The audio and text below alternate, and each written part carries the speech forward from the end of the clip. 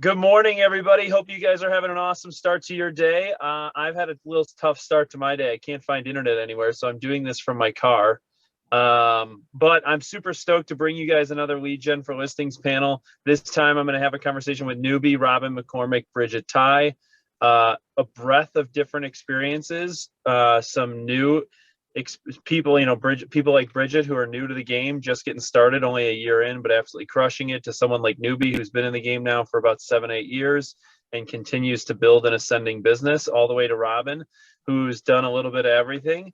And the goal of it is to give you guys diversity of thought and diversity of approach into your business, and to give you insight as to what it is that these guys have done to build a really powerful listings business. So Bridge, I'm going to start with you. Tell us just the Cliff Notes backstory as to how long you've been in it, a little bit about your success, and where and how did you find your business so quickly in terms of earning people's trust to win their listing early on in your career. So I've been doing this about a year and a half, which is kind of crazy. Feels a lot longer. As Janine would say, when you tell people, you just say, I feel like I've been doing this forever. They don't need to know that it's been a year and a half. But as far as when I started, I was 100% fake it till you make it. That was my motto. I was just going to other people's listings, doing videos on my Instagram, just trying to show people that I was out there. And that kind of helped me establish myself and get some credibility with my sphere and network. As far as my sphere, like having their trust and gaining it as a new realtor and getting people to use me to list their home, even though I was new. Honestly, I have been investing in my sphere my whole life, always kind of that person who dropped off meals, sent birthday cards. I didn't just start saying happy birthday once I became a realtor to try to get people's homes to list. And it was amazing how my sphere kind of like gave back to me once I did need them, once I was starting my own business. So that's a little bit about my story, I think. I don't know. I think that. No. So here's two things I heard you say. One, you didn't become intentional and purposeful overnight. It was something that you flexed and worked on over time, even before you were in this business, right? Right. Two, I think the other thing is just following your business is you were able to build credibility and rapport with your clients, your database, your sphere. And I think you've gained a lot of traction through your whole content series of like Cribs with Bridge. Am I wrong? No, it started as just like a funny joke. I had this Instagram on my Insta story. I called it Cribs with Bridge. I'd call people like Newby and be like, can I go to your baller listing and showcase it on my Instagram? And it's so funny because, I would go and I'd put it to music and I'd always say, listed by John Molitor, Jonathan Newby. But people just saw that Bridget's always in these really cool homes. Like they just assumed all of these were my listings. It was crazy. And I would always tell people, I'm like, those are not my listings, but in the end, perception is reality. And I think like being in other people's listings gained me some credibility in a way too, that, she's connected. She knows other realtors that are listing homes like these. So that definitely helped a lot. Well, and you were showcasing your professional knowledge or understanding that you weren't just scoping the internet or scoping the MLS or scoping whatever to find. You were actually going out and visiting properties so that you had a feel for it, and you were showcasing it through your social media so that people understood what it is that you do and how you do it in order to help them find where they want to go. Absolutely. Yeah. And I'd go all over town so that they knew that I, wasn't just a Tosa girl, look at Bridget's in Mequon, she's in Heartland, to gain more credibility with my sphere as well that way. I think that's a great point, showcasing that you're diversified across the geographies in which that you can play and work in. All right, Noobs, I'm going to go to you. You actually implemented early in your career, and I would say you were really consistent with it. You implemented a very similar strategy, I think, around your real estate crush of the week. Yeah. And constantly, I think you've done a really good job over your career of balancing that conversation between real estate and personal life, and the dialogue that you have with your clients and database. Talk a little bit about how did you build that rapport and confidence in terms of people associating Newby as the real estate agent and not Newby, the guy who they need to call for the hookup on, downtown Milwaukee. Yeah. So basically, I just going to implement the same strategy that I used when I was in nightlife. So when I got done with college, I was in clubs. I used to run nightclubs, and I wanted to kind of be the go-to guy if you were celebrating anything or you needed to find a place to eat dinner. It was a Thursday night and you went to go out with your girls. Friday, you went to go out with the guys, whatever it was going to be. I wanted to be the person that people thought to talk to or to ask what to do. So it was just kind of like, oh, you got to talk to Newby. And when I pivoted from nightlife to real estate, I wanted the exact same sort of response. I wanted people to see, I use this line a lot. I wanted someone to be in line at Syndic's overhearing a conversation someone was having about buying a song, a house, and think of me. Not because they wanted to refer me to some stranger, but because, they just correlated my name with real estate. And that's kind of what I've been trying to do. So I do a thing called the Real Estate Crush of the Week. I don't do it as often as I used to. I need to do it more often. My wife gets on me about that. But basically, it's always a KW listing because for some reason, some other brokerages in the North Shore that I might have worked for back in the day don't like free advertising to networks that aren't their own for their listings and whatever.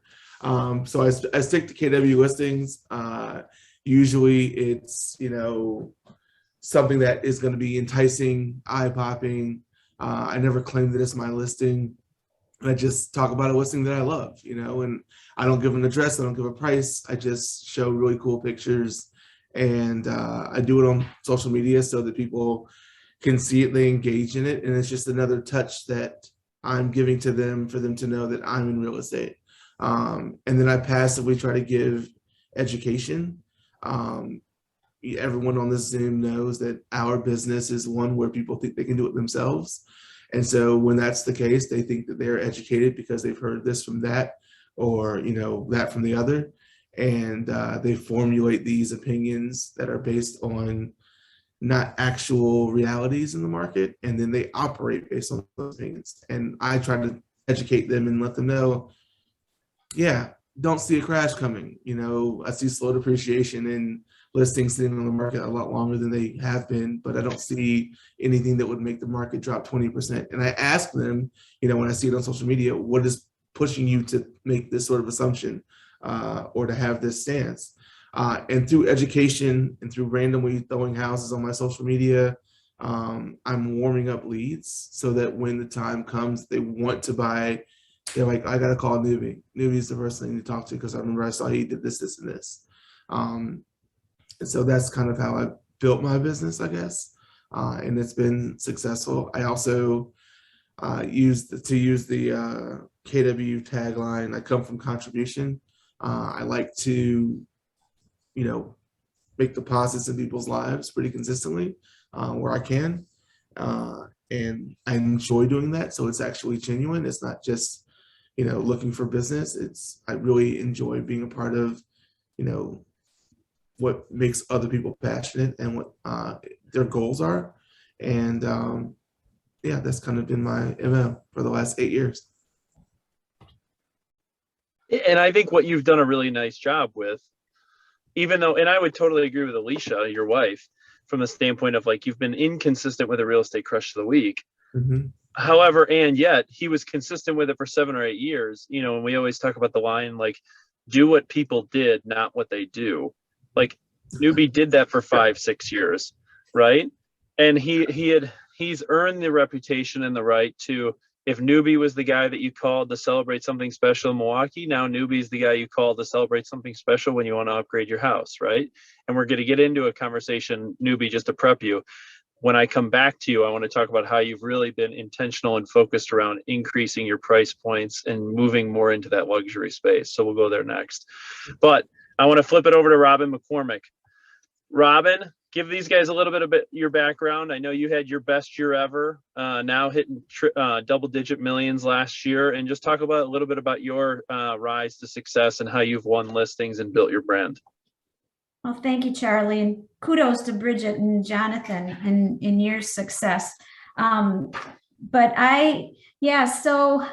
funny. My first job was with a real estate office back in the late 70s. And so I was broke. They encouraged me to go out and get my broker's license in 1979. So I did that, and I've kept it up ever since, and, raised a family and that. So I have many years of knowing the different real estate, ups and downs, interest rates, vacant land, residential.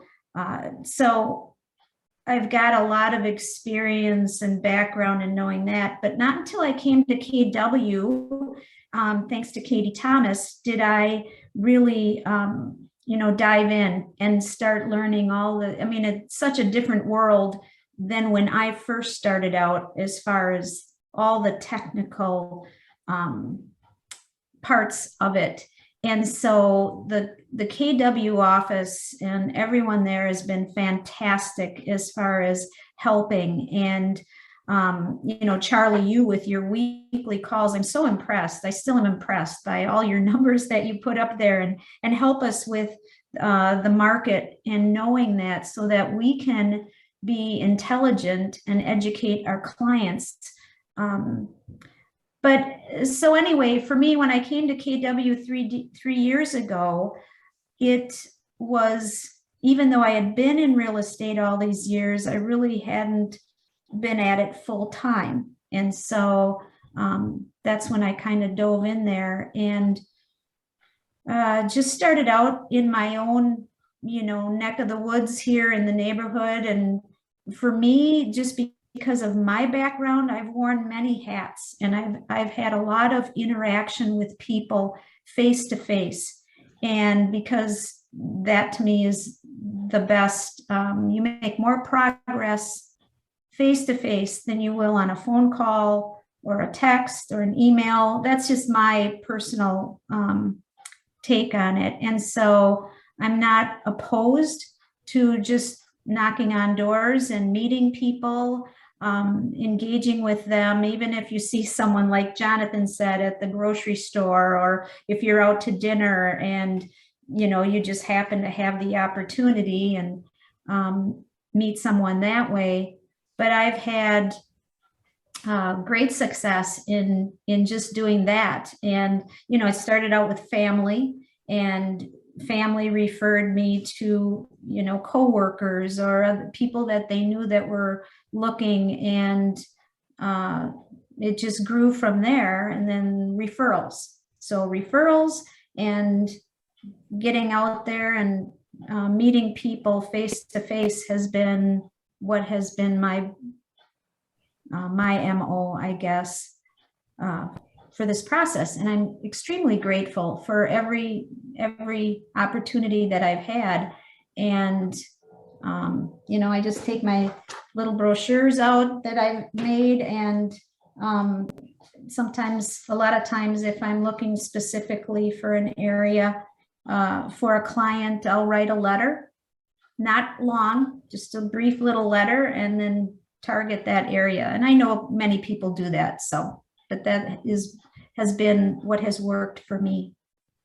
Well, I think, Robin, what I love hearing you say is there isn't secret sauce to the game, other than you kind of go back to the basics of, like, you refer to it as person to person. I refer to it as belly to belly, like the belly to belly business, and developing those relationships over time, and coming from a place of adding value, whether it's handing out your brochures or writing letters or offering people advice in terms of what the value of their home is. Like, doing simple things consistently well and consistently boring are the reason for your success. And where a lot of people make mistakes is because consistency does lead to being boring.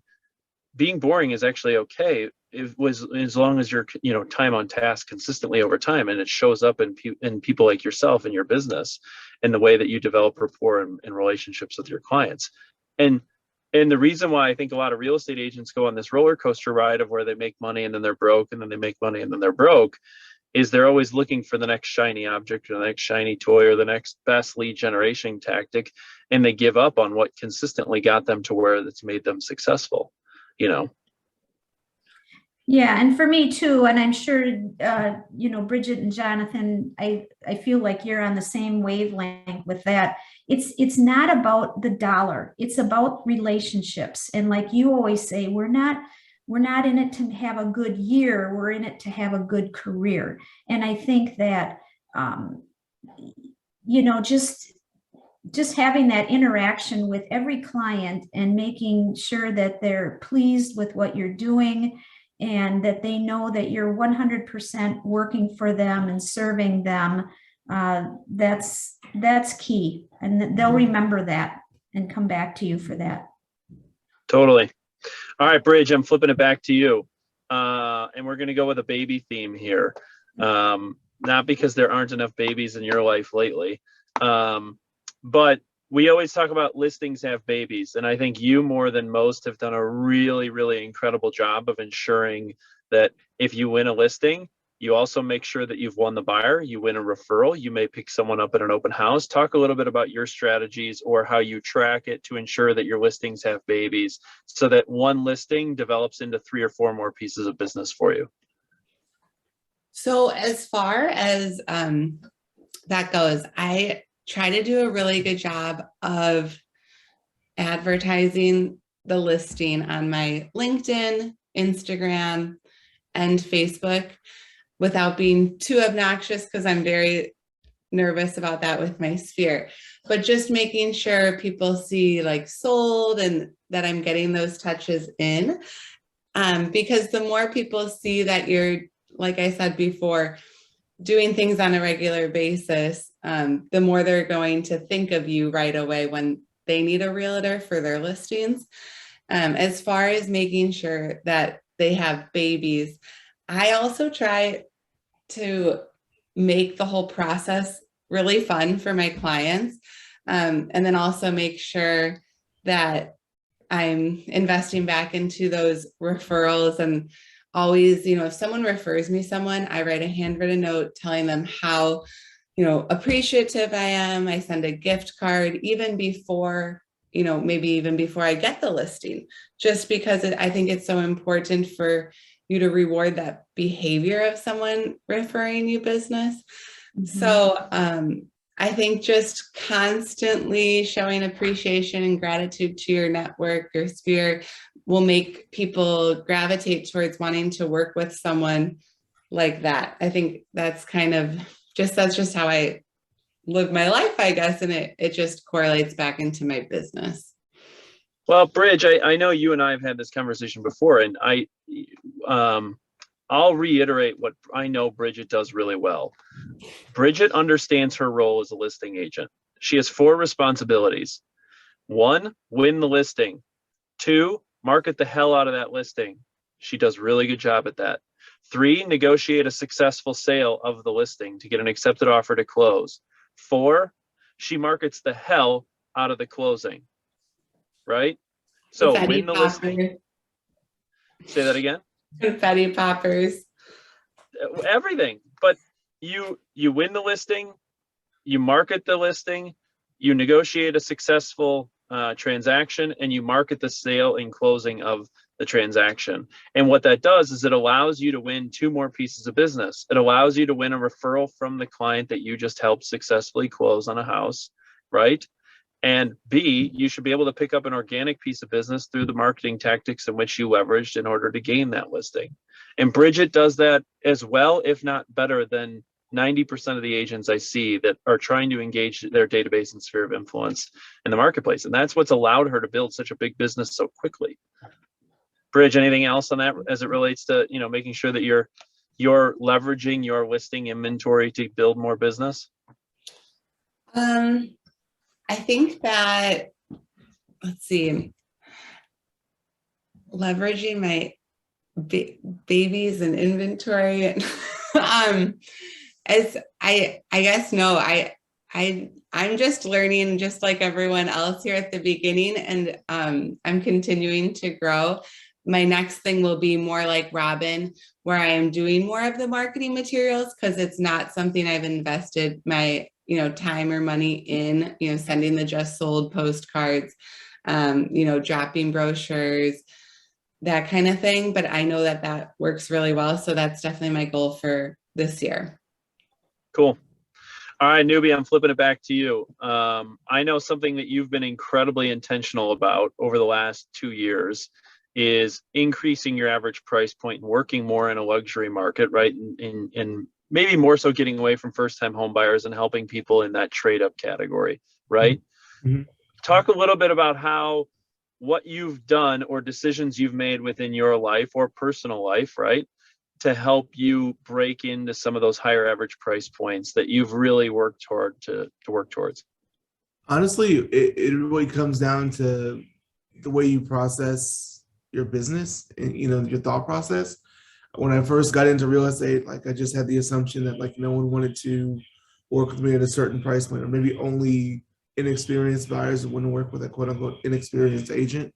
And I think that, like, lately it's just been about, a lot of the times you see, and I talk about how other brokerages especially kind of have a culture that is extremely, jaded and antiquated, with agents that have been doing business the same way for the last 20, 30 years.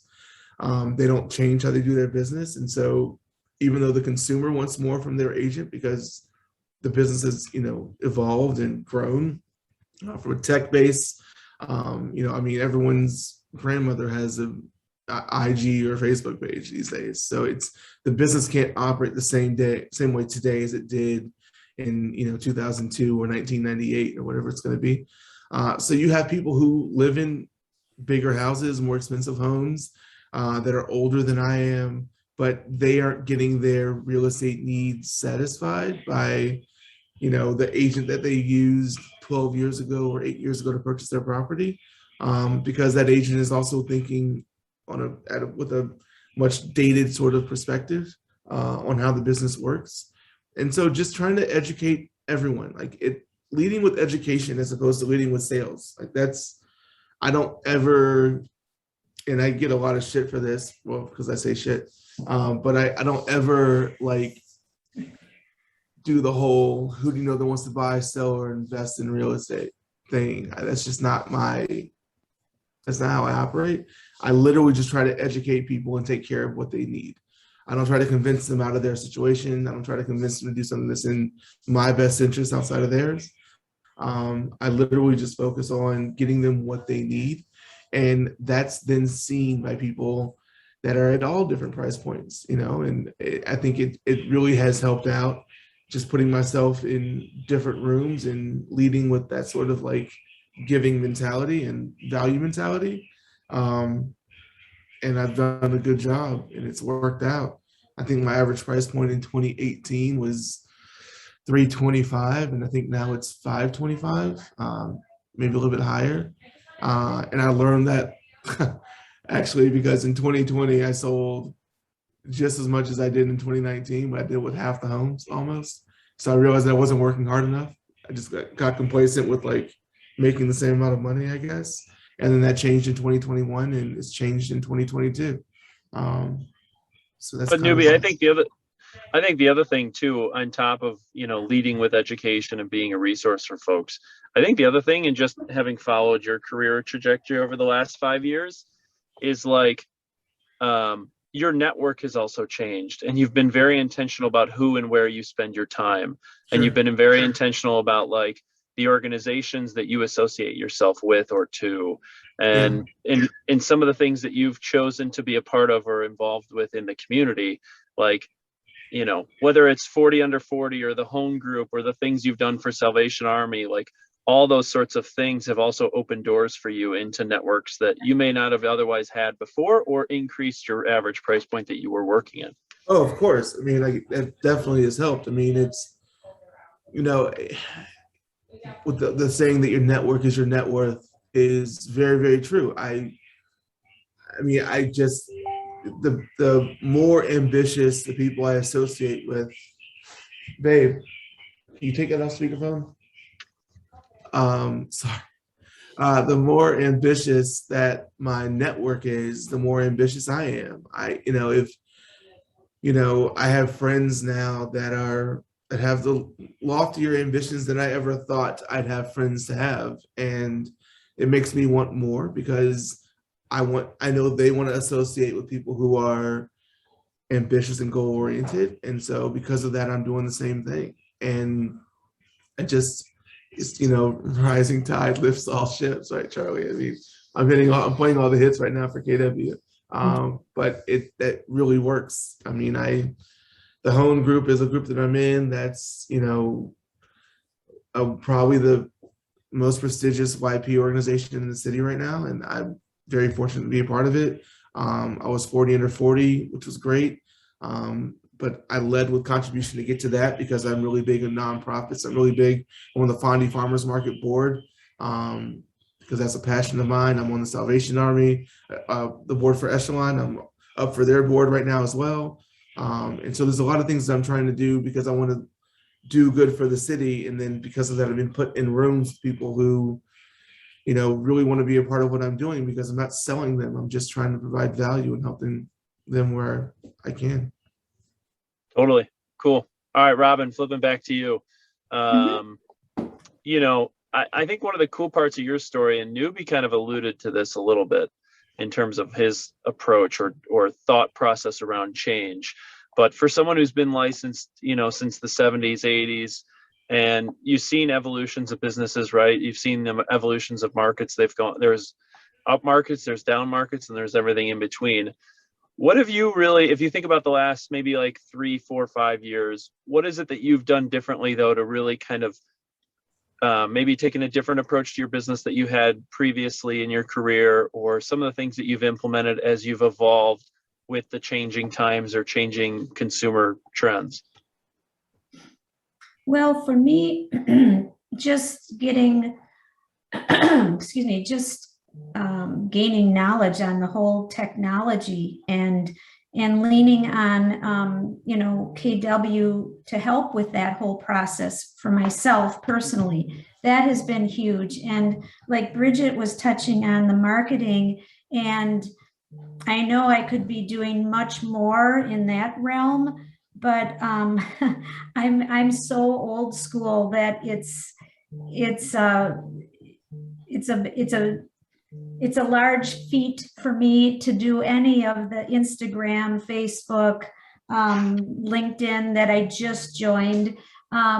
So I know I need to do those things because that's the world we live in. We don't have newspapers anymore that people go to, or, the old MLS books. I mean, the history is so cool. I mean, that's what we used. We didn't have any of this technology. We just had a thick booklet that we would look at, and then you'd get on the phone and call someone. There was no texting or no cell phones. So it has really evolved. So for me, just learning the technology, but it's still a 100%, it's a people thing. And if you have the ability to connect with people and show your genuine care in helping them, you're going to do well. And that's, I think,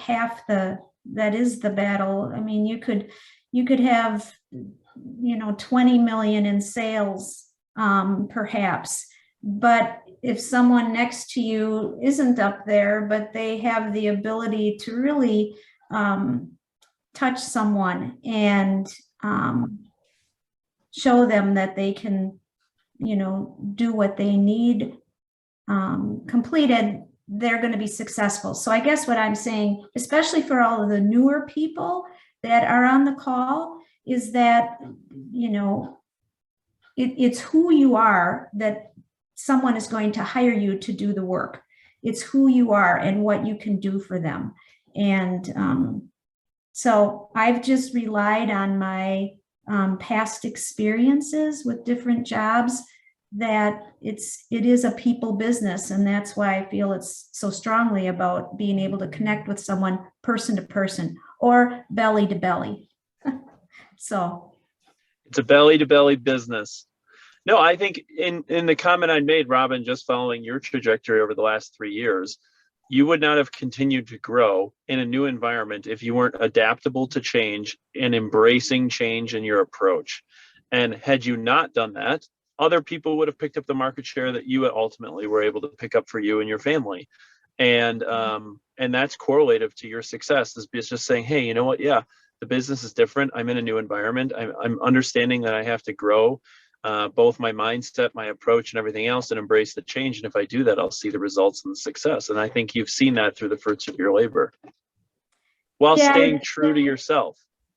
Right. And I think that, I mean, I'm learning every day. I mean, to this day, and I will tell all the everyone that's on the call and the new people that are listening that even if you can get into the office, you know, even if it's 1 day a week, it's so important because you glean so much knowledge from being around others in the office, even just by being there, just hearing other conversations or, you know, listening to their stories and even problems that people are having. You learn so much if you can just get in there and be with some of the other people. That's very important. Osmosis of education, of being in the office, is a real thing. It's so funny. People ask me all the time, like, what makes someone like Bridget Tighe successful? I say Bridget Tighe's in the office 3 or 4 days. Like, from someone who transitioned from a totally different career into this, okay, what makes them successful? They're in the office 3 or 4 days a week. Why do all of our top people and top teams all have offices in the office? There's value in those, either relationships or being able to pop in or this, that, and the other. So I think I totally agree with you. All right, wrapping it up. Bridge, any final parting thoughts or things you're looking to do differently this year, or things that you've learned? Just a couple of things I wanted to touch on. The going into the office, I did as a new agent find so much value in not only going into the office, but going into all the offices. I would go to the North Shore office, the Tosa office, the Lake Country office, and I am so lucky to have built great relationships with many agents who, as a new agent, would pick up my call at 10 p.m. because they had met me face to face and we had formed that relationship, because I'm sure everyone on this call needs those people that they can call when they're in a panic about whatever it is. And so that has really helped me even hear about single party opportunities as well. So it is very important, I think, to not only network with your sphere, of course, but within Keller Williams, you can gain a ton of value there. Touching on Robin's note, I do get almost all of my business just from my sphere. And I remember when I was about to start this career, Charlie was like, now all of those things you do in your personal life, will just easily transfer over to your professional career. And I'm in 3 book clubs. I don't even read books. I just like to hang out with people. And I've had 8 transactions from showing up to book club and drinking wine. I mean, literally, that's how I get my business. I plan a ladies' night, or I'm a social chair of a club. And it's incredible to me that all these things that I've always been doing and that they are just for fun and they're what I truly enjoy doing, now serves a dual purpose. So it has made me really love this career, because I'm just still like living my life. And then someone calls me and wants to buy a home. So I'm not, always pounding the phones or doing things kind of like Jonathan said. I never want, I just personally, I can't pick up the phone and say, hey, how are you?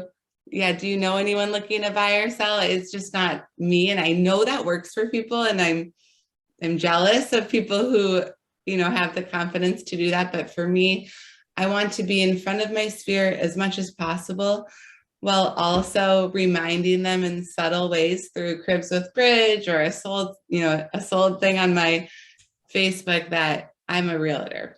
Everyone knows 12 realtors, not everyone's going to use me, but I just want them to think of me when, as long as I'm in the top few people that they think of when someone says to them, oh, we're thinking about selling our home, then I feel like I've done my job. Mind share leads the market share. Yep.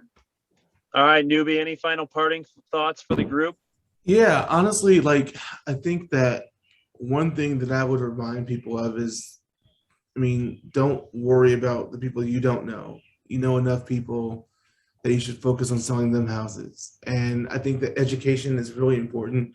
If someone wants to sell their house, but they're worried about being able to find the next house because inventory is tight, say, look, hey, inventory is up 12% right now.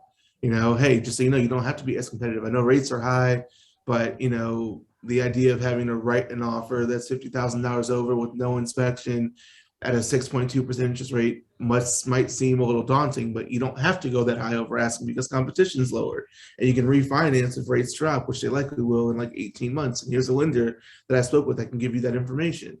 And it's, so you give them this information, they're not making their decision on selling or buying a house based on what they perceive the reality to be. They're making it based on what the actual reality is, because you're the one that's educating them. And if you know 12 people in real estate, which is the number that is the average, or average knows 12 people that are in real estate, you're likely to work with the person who's educating you and who's giving you the information that you want over someone else. Now, I say this a lot, that Milwaukee is a very different market because it's very competitive, but I could be the best real estate agent in the history of real estate. I'm not, but I could be, but I'm going to always lose out business to someone's mother, sister's, cousin's boyfriend who sells a couple of houses a year, because it's a relationship city. But if I can educate people and they're making their decisions based on that education, they're more likely to work with me than they would be to work with one of the other 12.